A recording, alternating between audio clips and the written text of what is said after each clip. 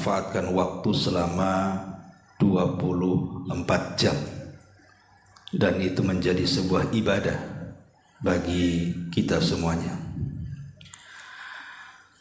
Karena hal yang akan ditanyakan pada hari kiamat adalah terkait masalah waktu.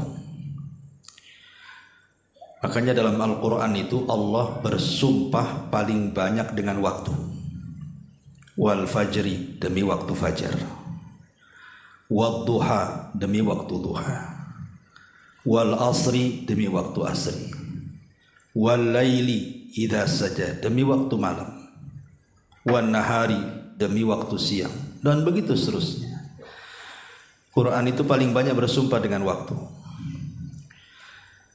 Makanya Nabi SAW mengatakan, la tazulu qadama abdin yaumal qiyamati hatta yus'alu an arba'. Tidak akan bergeser tuh kaki anak Adam tuh, meniti di atas titian siratal mustaqim sampai ditanya 4 perkara. Semua bicara waktu. An umrihi fi ma'afna, wa an syababihi fi ma'abla, wa an ilmihi fi ma'amila fi, wa an malihi min aina iktasabahu wa fi ma'anfaqah. Pertama soal umur, kemana kau habiskan, bicara waktu. Yang kedua masa muda, kemana kau lampiaskan, masa muda bicara waktu. Kemudian tentang ilmu, sudahkah diamalkan? Mencari ilmu butuh waktu. Antum kesini butuh waktu dari rumah, dan mengamalkannya pun butuh waktu.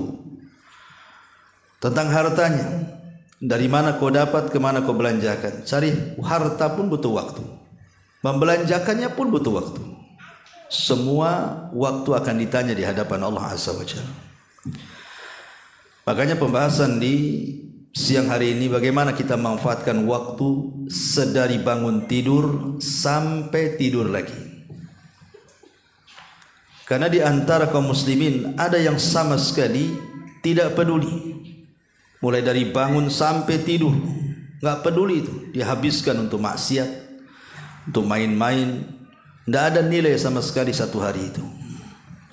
Tapi tentu seorang mukmin harus pandai bahwa kita bisa mendulang sorga dalam 24 jam tuh. Kita mulai dari bangun tidur aja. Seorang mukmin selambat-lambatnya bangun, mungkin yang susah bangun ya, itu minimalnya 20 menit sebelum subuh. Ya 20 menit itu saya kira-kirakan saja. Kenapa? Karena syariat azan subuh itu 2 kali. Ada yang disebut dengan azan pertama dan azan kedua. Apa fungsi azan pertama? Membangunkan orang supaya siap-siap sholat subuh. Lah jarak azan pertama ke kedua itu tidak lama. Makanya Nabi SAW mengatakan, falyastarih qaimuha wal yastaiqid naimuha. Hendaklah yang sholat malam ketika datang adzan pertama suruh berhenti istirahat, dan yang tidur suruh dibangunkan supaya persiapan sholat subuh. Dari sini selambat-lambatnya seorang mukmin bangun itu di adzan pertama. Ya kira-kira 20 menit lah sebelum subuh tuh dia harus bangun tuh. Sebab sekarang ini jangan paling selambat-lambatnya, kalau jam sekarang jam 7 lah ya. Itu kalau orang-orang umum ya kan. Tapi seorang muslim tidak demikian. Kenapa di azan pertama minimalnya dia harus bangun? Karena di situ banyak pahala yang kita akan dapat. Pertama nih, bangun apalagi kalau sejam sebelum subuh atau 2 jam sebelum subuh lebih baik lagi. Karena kan akan banyak kesempatan di situ untuk memanfaatkan waktu fajar. Pertama, karena pada waktu itu Allah Subhanahu wa taala turun ke langit dunia.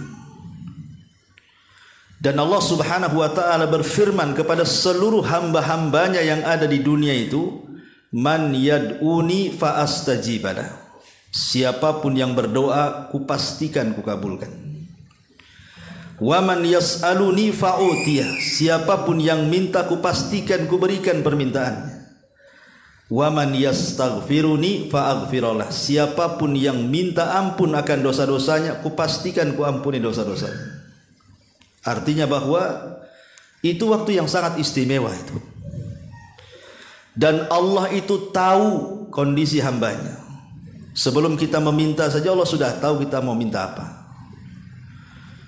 Dan disinilah rahasia yang tersembunyi kepada manusia. Kita kan banyak masalah ya. Hidup kita ini penuh dengan masalah. Kadang-kadang satu masalah tidak selesai, datang pula masalah yang lain.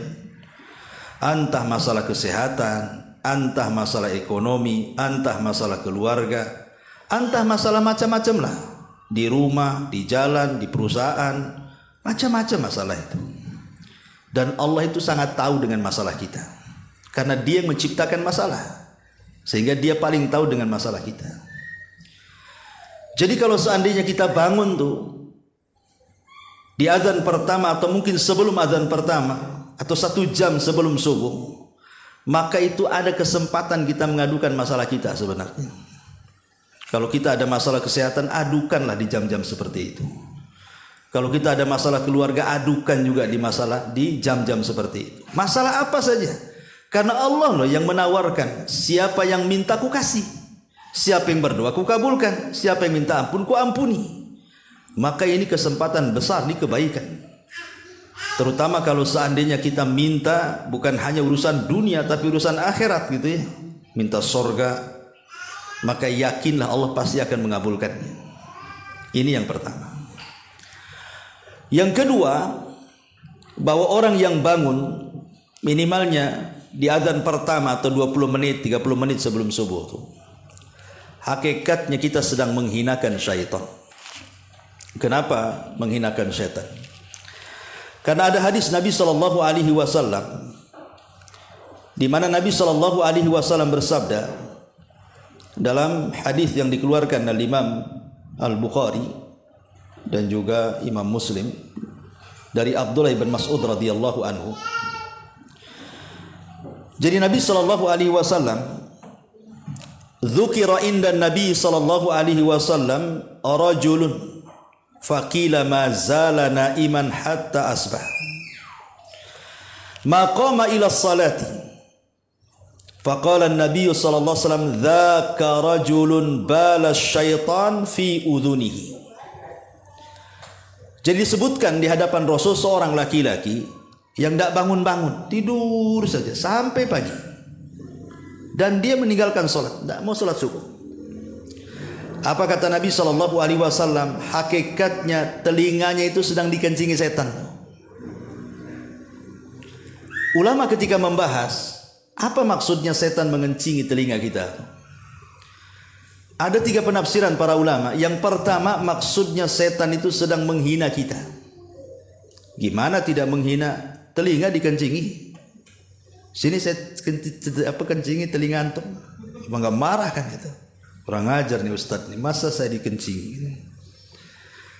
Lah kalau manusia dengan manusia saja, wajah kita dikencingi gitu, kan telinga bagian daripada wajah, kita marah sesama manusia loh ya. Apalagi kalau tiap hari antum dikencingi saya kan, apa nggak ngamuk antum? Ambil parang dibunuh saya. Hari-hari lo kita dikencingi setan, kok nggak marah sama setan? Ini gimana ceritanya? Orang yang tak pernah bangun subuh itu hari-hari itu dihina sama setan, dikencingi hari-hari telinganya. Kok dia diam saja? Maka hakikatnya orang yang bangun itu di adzan pertama, dia terhindar dari penghinaan syaitan.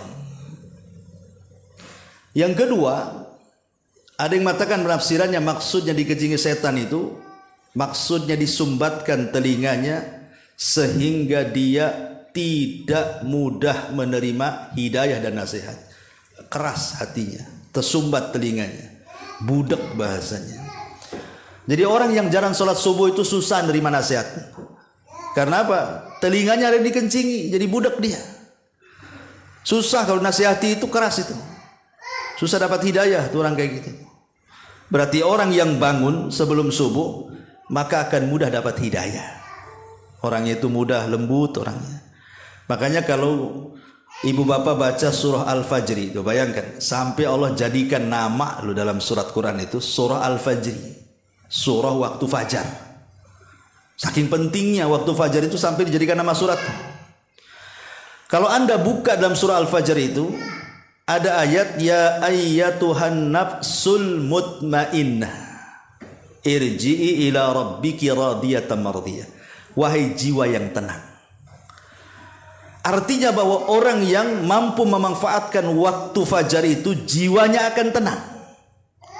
Kita ini kan di dunia itu perlu mencari ketenangan, kan itu surga dunia. Kata Imam Ibnul Qayyim rahimahullahu taala, "Man lam yadkhulil jannata fid dunya lam yadkhulil jannata fil akhirah." Siapa yang tidak masuk surga di dunia, dia tidak akan masuk surga di akhirat. Ketika ditanya apa yang dimaksud surga dunia itu wahai Imam, dia mengatakan itmi'nanul qalbi, ketenangan hati, itulah surga dunia. Sebab kalau tenang hatinya, ibadah pun tenang. Solat pun tenang, khusyuk, zikir pun tenang, baca Quran pun tenang. Kalau tenang hati, semua bisa diatasi sama dia itu. Tapi kalau rungsep hatinya, ibadah pun tidak akan khusyuk, baca Quran pun tidak akan tenang. Apa yang bisa dilakukan orang yang rungsep hatinya coba, yang nggak tenang hatinya? Berarti orang yang bangun di waktu fajar itu, minimalnya di adzan pertama, Allah berikan ketenangan. Sehingga mudah dapat hidayah karena dia bangun sehingga setan tidak ngencingi terus telinga kita. Ini makna yang kedua. Makna yang ketiga, ada juga yang mengatakan ya hakikat, secara hakikat setan itu mengencingi kita itu. Tapi apakah kencing setan sama dengan kencing antum? Ya kalau betul-betul kayak kencing kita, habislah telinga kita. Ya mungkin kencing setan tidak tahu seperti setannya aja nggak tahu kita, cuma kencingnya. Tetapi di bawah hakikatnya memang setan itu sedang menggencingi. Dan ini bahaya kalau hari ini kencingi setan kan itu. Inilah manfaatnya bangun sebelum fajar itu. Kemudian yang ketiga, ada hadis Nabi SAW yang mungkin kurang lebih semakna. Di mana setan itu apabila kita tidur malam-malam, yaqidu syaitan ala qafiyati ahadikum thalath uqadin. Jadi setan itu datang kepada kita setiap malam bawa tali dia. Kemudian mengikat tengkuk kita 3 ikatan. Setiap satu ikatan setan akan membacakan mantra di telinga kita. Lailun tawilun farkud. Malam masih panjang, tidur. Tidur. Nah, itu mantranya tuh. Ya, jadi meninabobokkan kita tuh. Nanti diikat lagi, gitu lagi mantranya itu. Lailun tawilun, malam masih panjang, padahal sudah jam 7 tuh. Masih dibilang malam masih panjang aja tuh. Tidur kan itu. Sambil diusap-usap, dimimpikan pula mimpi yang enak di situ. Kemudian yang ketiga ikatnya juga sama mantranya itu. Tapi kata Rasul apa? Fa idza staiqadha wa dzakarallaha in halat uqdatun. Kalau dia bangun di waktu fajar, maka hilang satu ikatan. Ketika dia berzikir kepada Allah habis bangun, alhamdulillahilladzi ahyana ba'dama amatana wa ilaihin nusyur. Hilang tuh satu ikatan. Wa in tawaddaa halat uqdatun. Kalau dia bergegas bangun, langsung ambil air wudu, hilang 2 ikatan.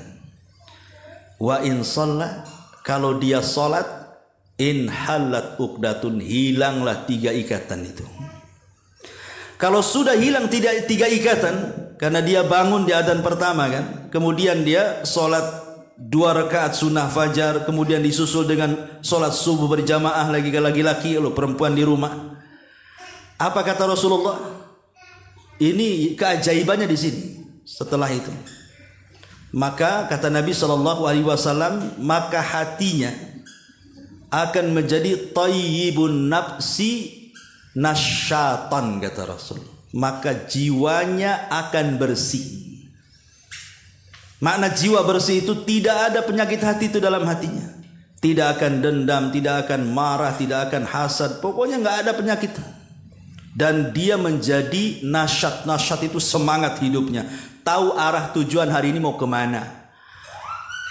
Tapi kalau dia kemudian tidak terbangun, ikatannya pula masih terikat di tengkuk dia, kemudian dia bangun selepas subuh dan dia tidak sholat, tidak berzikir, tidak wudu, tidak sholat, gitu ya, maka yang terjadi khabithun nafsi, jiwanya buruk. Sebagian ulama mengatakan, apa makna jiwa buruk itu? Jiwanya buruk itu maksudnya akan didatangkan berbagai macam masalah kepada kehidupannya satu hari itu. Terkadang masalah itu datang, dia tidak tahu dari mana, tahu ada masalah saja. Ya. Lagi enak-enak, adalah masalah lagi. Belum selesai masalah, ada lagi masalah. Coba dibuat banyak masalah itu sama Allah. Kemudian kaslan, jadi malas dia. Tidak mampu menghadapi masalah itu. Tidak mampu menguraikan masalah dia. Akan ngeri itu jadinya. Ya. Ma'asyiral muslimin wal muslimat rahimani wa rahimakumullah. Itulah keutamaan kalau kita bangun minimalnya lah. Minimalnya itu ya adzan pertama 20 menit sebelum subuh. Karena itu seorang mukmin memang begitu, bangun di adzan pertama. Ya kalau seandainya dia bisa bangun sebelum itu ya lebih baik lagi. Sebelum adzan pertama dia sudah bangun lagi, maka dia akan mendulang banyak pahala. Karena di situ dia bisa ada kesempatan tahajud. Ya, dan tahajud tahulah keutamaannya luar biasa. Dia bisa baca Quran di situ, kemudian dia bisa berdoa di situ, dia memperbanyak istighfar di situ, lengkap dia dapat keutamaan itu. Ya. Ini bangun, mulai bangun tuh.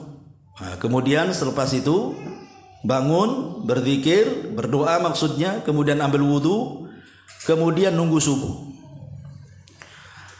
Lah nunggu subuh itu ada sunnah namanya sunnah naum idtija namanya. Tidur terlentang dan ke lambung kanan. Itu ya kira-kira selepas azan gitu ya, selepas antum sholat 2 rakaat fajar. Akan ada waktu kalau sebelum qomat, kita bisa baring di situ. Itu sunnah hukumnya. Ya, di adzan pertama itu sebelum subuh kita baring sebentar lah. Ustadz kalau baring sebentar nanti bablas pula subuhnya. Iya tidurnya kalau tidur ibu, kalau tidur Nabi nggak kayak gitu. Tidur ibu kan terlentang di kasur pakai bantal, jadi malam lagi lah. Maksudnya tidurnya itu ya jangan di kasur tidurnya, tidurlah di lantai gitu ya. Kemudian ke arah lambung kanan miring, dan yang jadi bantal itu tangan kita gini. Karena biasanya kalau tidur ke lambung kanan mudah terkejut. Kalau dibangunkan cepat dia. Karena dia bukan sedang tidur betulan, dia sedang sleep chicken itu namanya. Sedang ya antara tidur nggak tidur kan. Ya orang itu dikejutkan pun bangun dia. Ya. Supaya apa maksudnya? Kenapa disunahkan tidur? Bagi yang sholat malam, dia kan lelah letih, namanya tahajud, kadang-kadang ada yang 11 rakaat gitu ya. Suratnya pula yang dibaca panjang-panjang. Mungkin dia lelah, capek, makanya suruh baring, rileks supaya subuhnya dapat.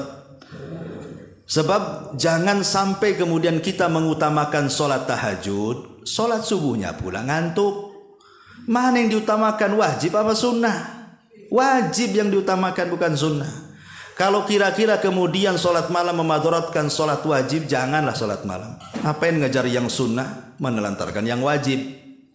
Makanya disyariatkan baring di situ supaya agak rileks nanti sholat subuhnya, datang lagi tenaga. Ya. Jadi di situ ada sunnah dan itu ada kebaikan karena persiapan sholat wajib. Ditambah-tambah ada 2 rakaat sholat sunnah fajar. Yang kata Nabi SAW pahalanya kan luar biasa. Kata Nabi SAW, raqatai al-fajri khairun minad dunya wa ma fiha, kata Rasul. 2 rakaat sholat sunnah fajar itu lebih baik daripada dunia dan isinya lagi. Dunia isinya, Masya Allah. Kita punya tanah 1 hektar di Nagoya saja, senangnya luar biasa. Dunia dan isinya lagi coba kan. Tapi 2 rakaat fajar lebih baik daripada itu katanya. Itu saja tidak mau orang ambil. Tapi kalau dikasih rumah mau dia. Disuruh sholat 2 rakaat yang lebih baik daripada dunia, nggak mau dia.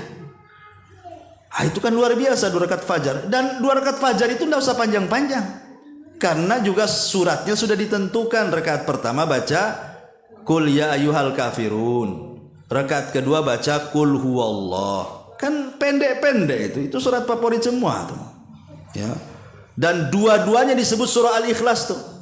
Sebab kalau Qul ya ayyuhal kafirun tuh bicara uluhiyah. Kalau surah Al-Ikhlas itu bicara asma dan sifat dan juga rububiyah. Lengkaplah tauhid di situ. Ya, tiga tauhid ada di situ itu kalau baca 2 surat itu. Rububiyahnya dapat, asma dan sifatnya dapat, uluhiyahnya pula dapat. Lah baru kemudian salat subuh. Salat subuh itu luar biasa lagi pahalanya. Karena Nabi SAW mengatakan man shalla subha fahuwa fi dhimmatillah. Siapa yang sholat subuh maka dia berada dalam lindungan Allah satu hari itu. Jadi kalau orang sholat subuh, betul-betul sholat subuh ya, dan diniatkan ingin mencari perlindungan Allah, satu hari itu tidak perlu takut kita. Kalau ada orang yang hasad, ketika hasad tidak perlu takut, kita sudah dapat lindungan Allah dengan sholat subuh. Kalau ada orang yang nyihir kita, tidak perlu takut dengan sihir, kita sudah dapat lindungan Allah dengan sholat subuh. Kalau ada orang yang dengki, hendak dengki kepada kita, tidak perlu takut, kita sudah dapat perlindungan Allah di sholat subuh itu. Kalau ada orang yang berbuat jahat, tidak perlu takut dengan kejahatan orang, sudah ada perlindungan kok. Kalau Allah sudah yang melindungi, siapa yang berani mendekati kita? Kalau kita minta perlindungan pada satpam, di atas satpam ada bos, habislah kita. Satpam tak bisa melindungi kita. Kita umpamanya berlindung kepada polisi yang mungkin pangkatnya rendah, di atas ada jenderal lagi. Tapi kalau Allah di atas segala-galanya, selesai itu. Jadi ada niat kita juga kalau sholat subuh, niatkan minta perlindungan kepada, karena di situ Rasul mengatakan siapa yang sholat subuh berarti dia dalam lindungan Allah, tenang jadinya, ada perlindungan di situ. Makanya sholat subuh itu jangan asal-asalan. Ya, kalau bisa berjamaah bagi laki-laki itu penting bagi kehidupan dia sehari itu masalahnya.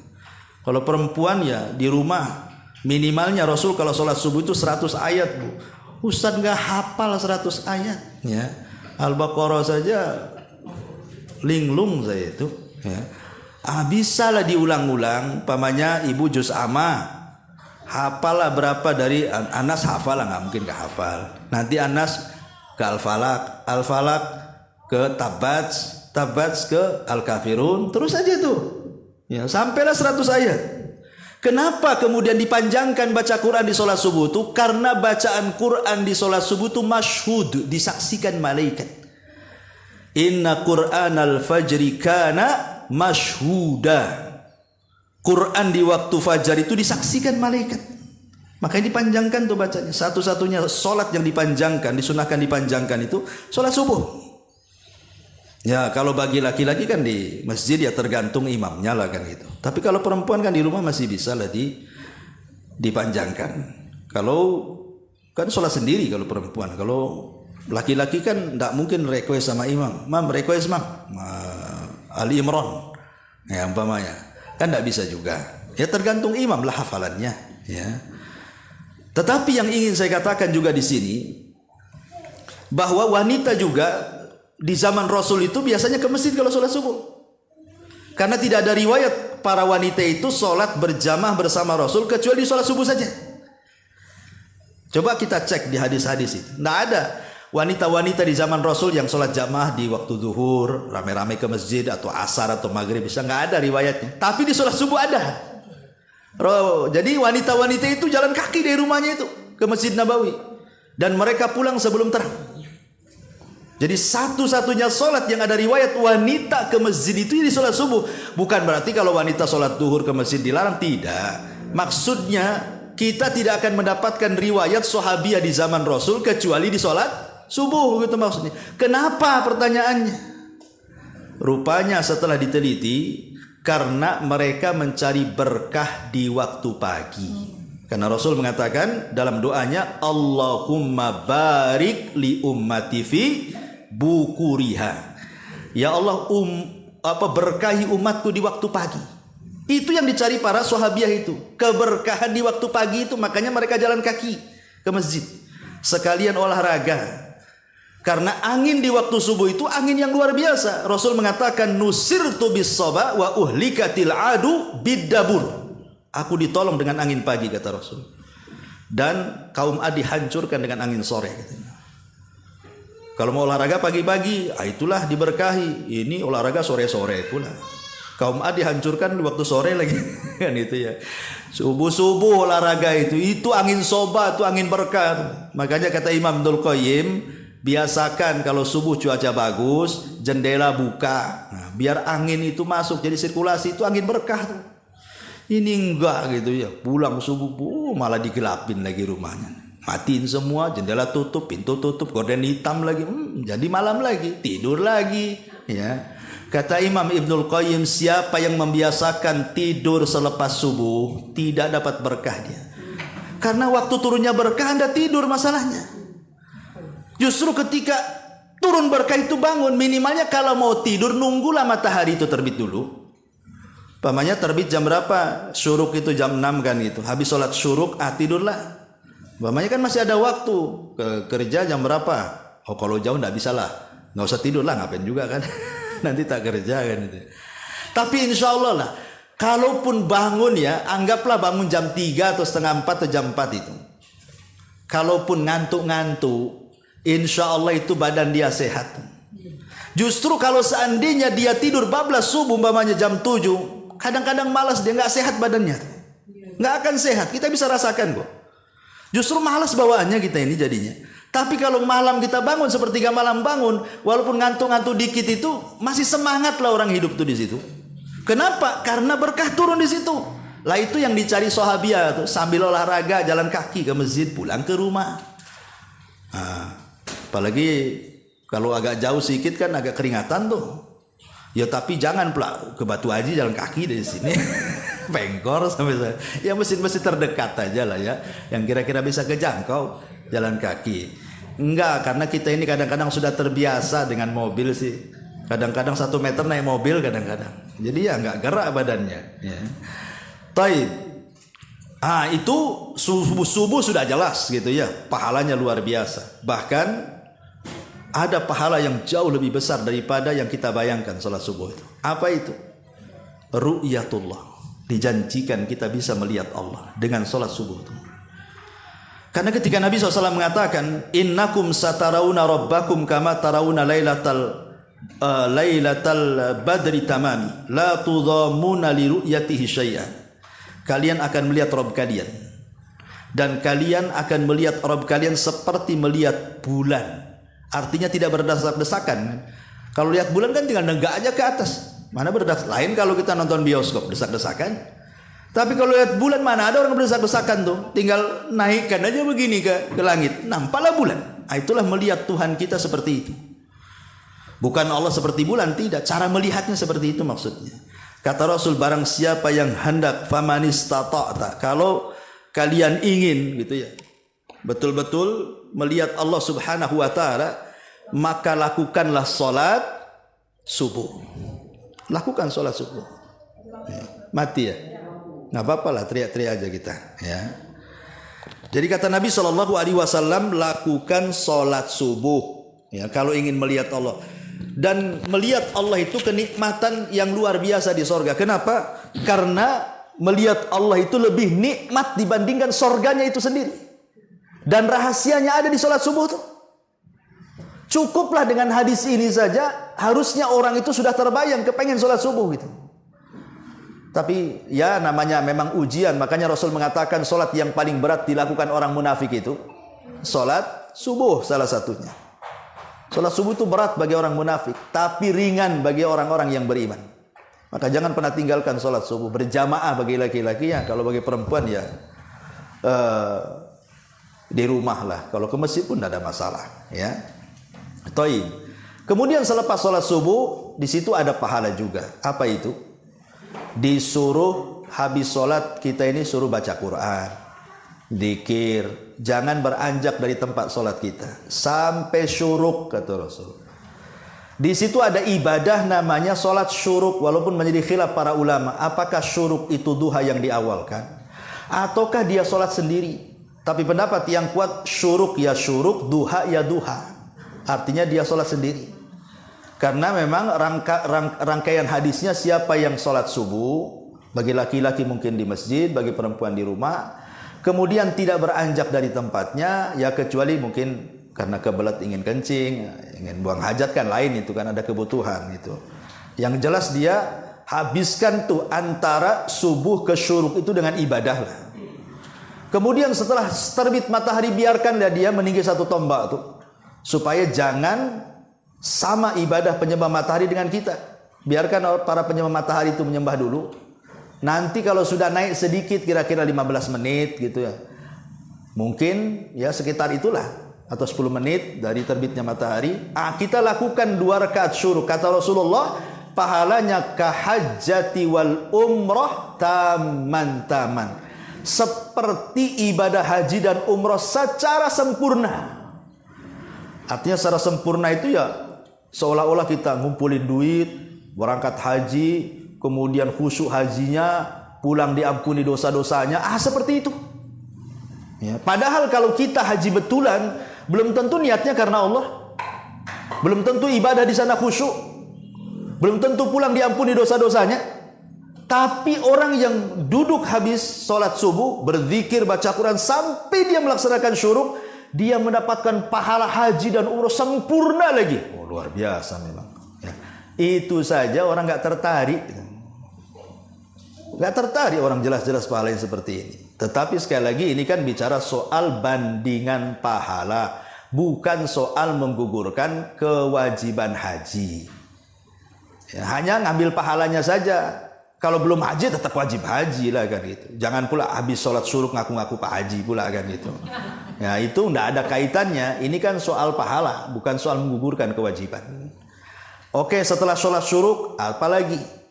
Di situ muncul waktu duha. Mulai terbit matahari sampai waktu zawal matahari tergelincir ke arah barat masuk waktu duhur, itulah disebut waktu duha namanya.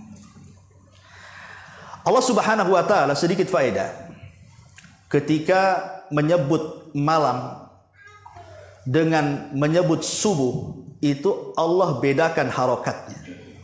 Allah mengatakan walaili id adbar. Tetapi kalau subuh, was-subhi idza asfar. Kalimat id, lihat di sini. Walaili, demi malam, id adbar. Menggunakan sukun, id, sukun. Adbar, ketika berlalu. Was-subhi idza, menggunakan fathah, harokat fathah. Ya, asfar, ketika mulai terang. Coba Allah bedakan antara id ketika bicara malam dengan antara idza ketika bicara subuh. Sukun, artinya apa sukun itu? Kalau tanda harokat ya bulat sukun itu kan itu ya. Tapi secara bahasa Arab kalau di Indonesia kan sukun itu artinya tenang. Sementara fathah itu disebut harokat fathah. Harokat itu artinya bergerak. Apa maknanya? Seolah-olah di sini ada isyarat ketika id disukunkan dan ketika idza diharokat fathahkan. Sukun itu artinya tenang, harokat itu artinya bergerak. Artinya malam itu tempat tenang, tetapi subuh itu tempat bergerak. Ya, jangan dibalik. Ya. Ini kalau malam bergerak kemana-mana, subuh pula sukun dia, tenang, tidur. Gimana orang ini? Kayak orang pengantin baru, kalau malam bergerak dia, subuh pula jadi sukun dia, capean. Ini bahaya pengantin baru kayak gini, hilang berkahnya. Ya. Jadi, dan kebanyakan memang begitu, membolak-balikan waktu kan. Harusnya malam itu sukun, sukun itu artinya tenang. Ya, keluarga tidur di rumah dengan keluarganya. Lihat hewan-hewan pun, kalau malam itu mereka balik ke kandangnya kok. Kambing aja sama kambing di kandangnya, sapi aja di kandangnya. Paham tuh binatang itu bahwa malam itu tempat sukun. Manusia yang tak paham, masih pahaman binatang. Oh, malam itu tempat istirahat, dia pula gerak kemana-mana, ke Nagoya, ke Jodo, ke Barelang. Ngapain malam-malam bergerak-gerak gitu? Malam itu tempat bahaya. Makanya kita berlindung dari malam hari, dan Allah katakan min syarri ghasiqin idza waqab. Kita berlindung dari keburukan malam hari. Kenapa? Karena kekuatan jahat itu di malam hari. tukang sihir kalau nyihir di malam hari. Ya. Kemudian juga hewan-hewan buas yang jahat itu, ular, kalajengking itu keluar di malam hari. Para pencuri di malam hari, ahli maksiat di malam hari. Kebanyakan kejahatan itu di malam hari. Makanya kita suruh sukun pulang dulu di rumah sudah, supaya terhindar dari kejahatan. Lah ketika datang waktu subuh, kita disuruh bergerak harokat. Disuruh bergerak. Jangan dibalik gitu ya.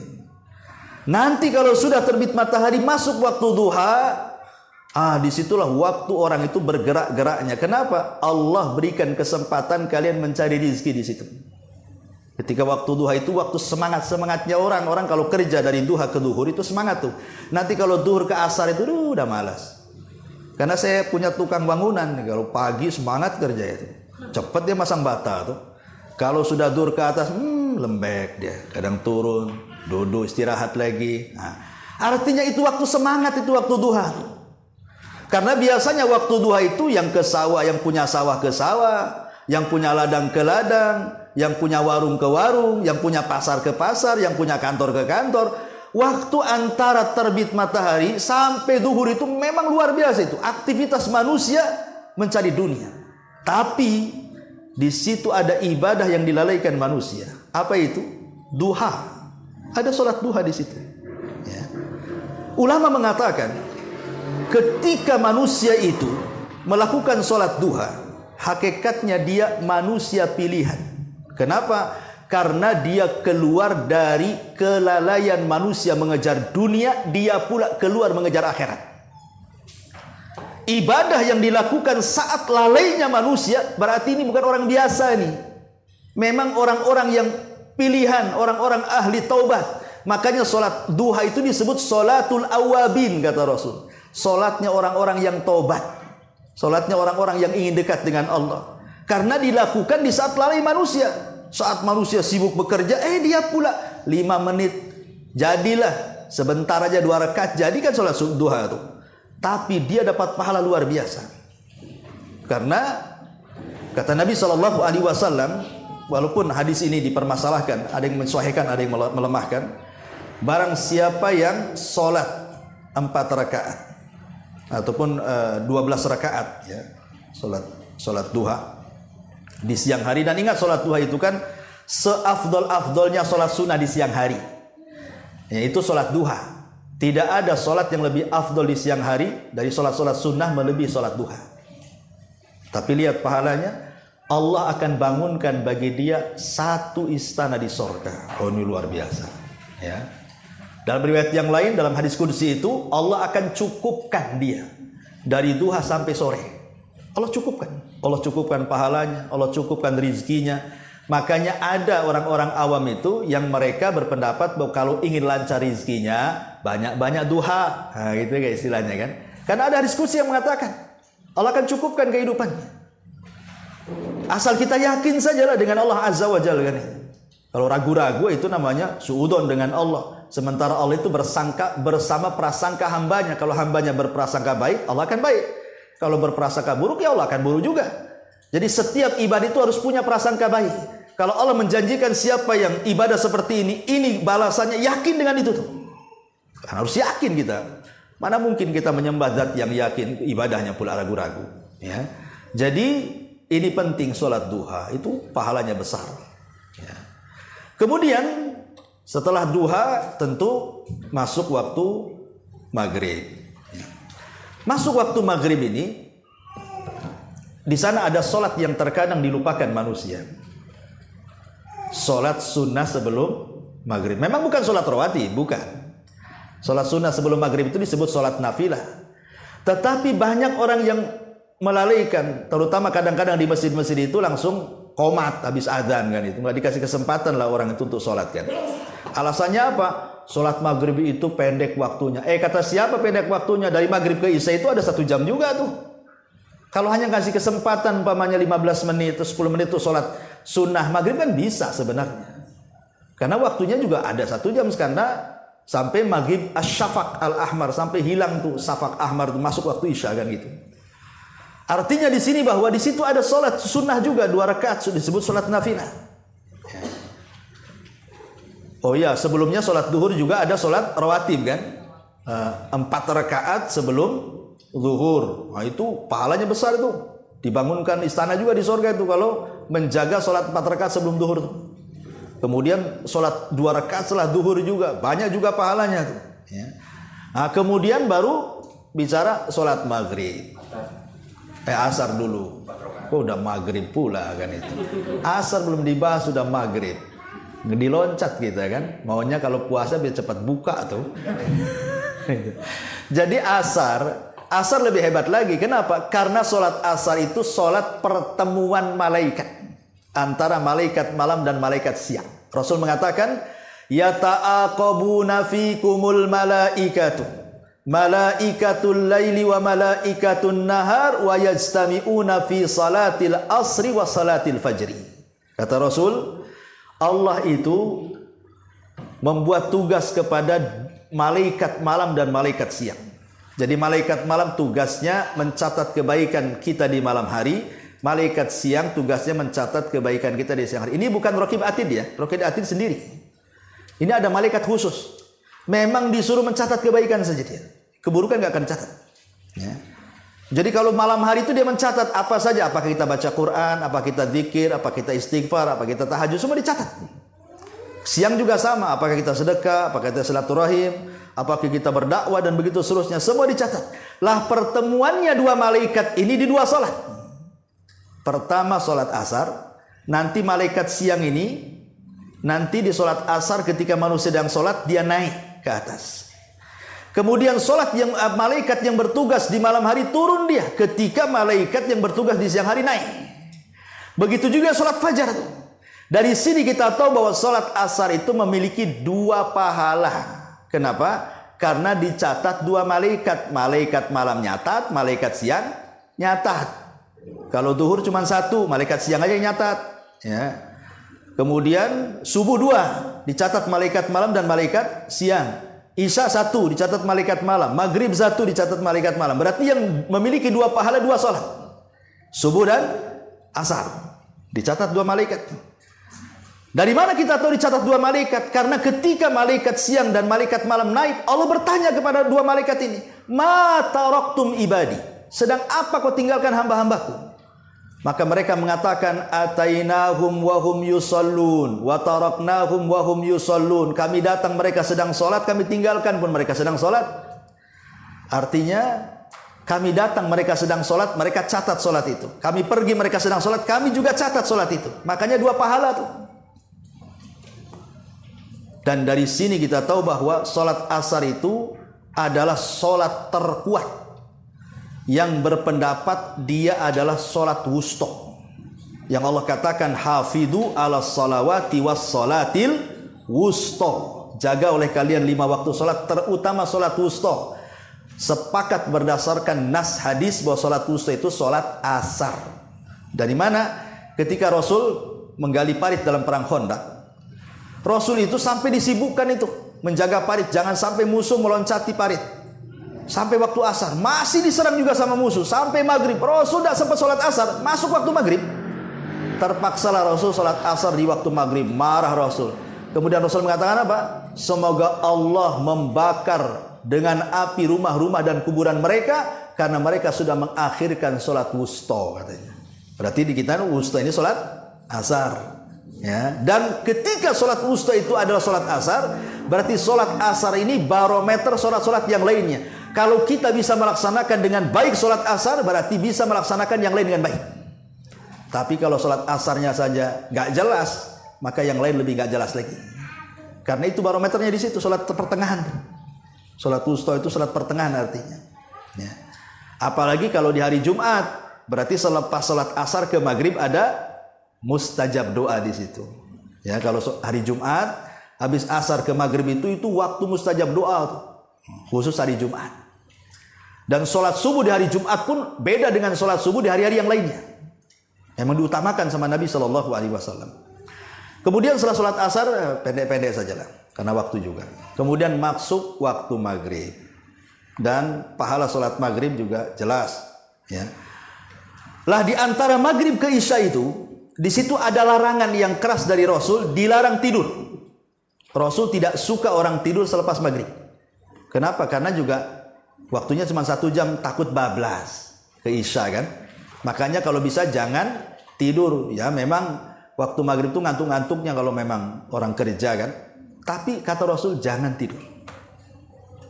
Kemudian waktu kalau mau tidur selepas Isya. Makanya selepas Isya itu dibenci sama Rasul ngobrol.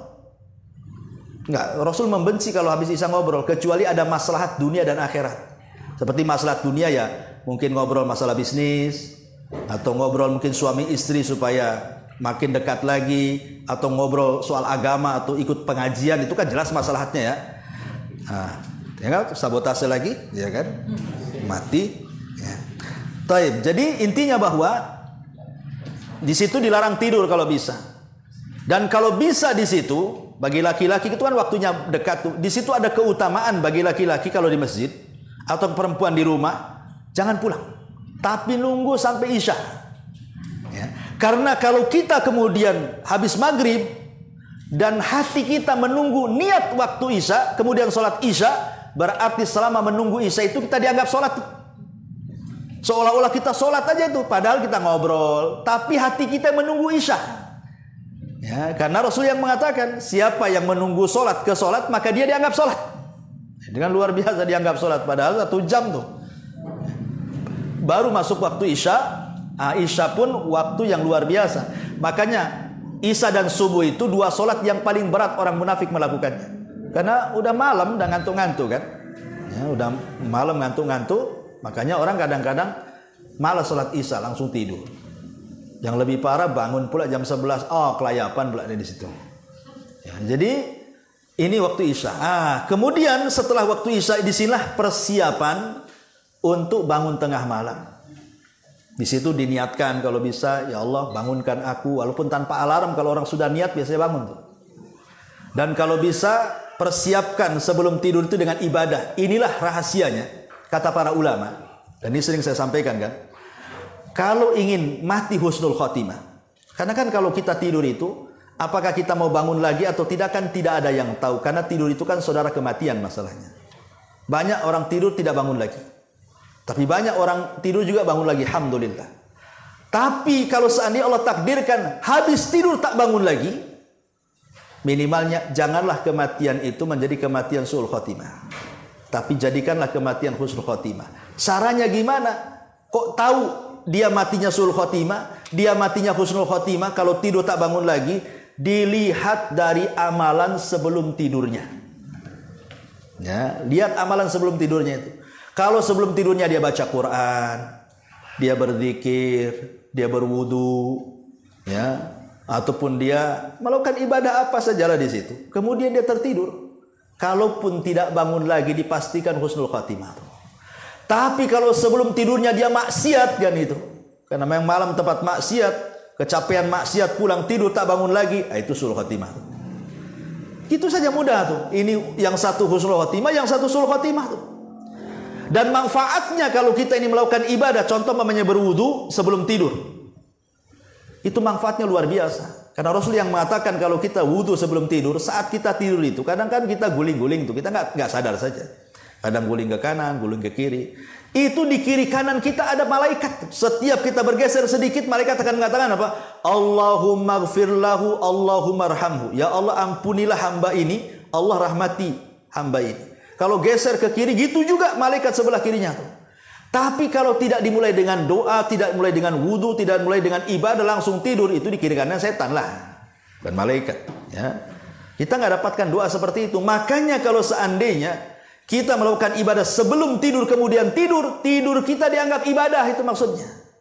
Tidur aja dapat pahala. Kalau seandainya kemudian Allah takdirkan mimpi buruk, ya, maka bangun cepat meludah ke arah kiri, berta'awudz. Ya kalau suaminya sebelah kiri ya geser lah kan itu. Jangan belak meludah ada suaminya di situ. Artinya di sini ada tuntunannya semuanya. Tidurnya aja ada tuntunannya kan, kita disuruh kalau bisa baca ayat kursi, baca qul a'udzu birabbil falaq, qul a'udzu itu diusap-usap kata Nabi kan. Ya, sebelum tidur dikebut dulu tuh tempat tidur itu kata Nabi. Takut ada apa-apa kan itu. Baca basmalah ya. Dan sebelum tidur pastikan jendela, kata Rasul, tutup. Kalau masak-masakan tutup, baca basmalah, karena apapun yang ditutup oleh kita, setan tidak mungkin membuka. Setan nggak mungkin membuka. Seperti kompor matikan dan begitu seterusnya lah ya. Intinya bahwa tidur bisa menjadi ibadah dilihat daripada sebelum tidurnya. Nanti nih kalau sudah bangun tengah malam, balik lagi ke pembahasan tadi. Di situ ada waktu-waktu yang sangat mustajab dan sangat istimewa. Ya, ini secara global. Kalau kemudian kita rincikan lagi umpamanya selama sepanjang siang itu kita gunakan untuk zikir, memberatkan timbangan, istighfar gitu, memudahkan urusan. Dan ibadah-ibadah yang lain, sedekah, silaturahim, mengunjungi orang sakit dan begitu, wah makin luar biasa itu. Bayangkan dalam 24 jam itu kita bisa menjadi ahli sorga itu sebenarnya, kalau kita mau melakukan ini semuanya. Tapi di antara kita kadang-kadang tidak seperti ini. Sholat itu tidak diniatkan kebaikan, hanya untuk melepas kewajiban saja. Nah, sehingga akhirnya beratlah melaksanakan sholat kalau itu niatnya. Wallahu a'lam bishawab. Ini